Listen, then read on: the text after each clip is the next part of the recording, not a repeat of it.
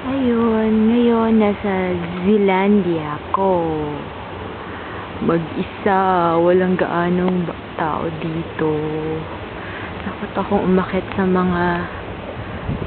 mga tracks kasi ang taas-taas, tas mag-isa lang ako. Ayan, tingnan nyo ang view. Ang ganda. Sana may kasama ako para di ako matakot. Oh, diba? So pretty here. Hi. Kaka-emote naman dito.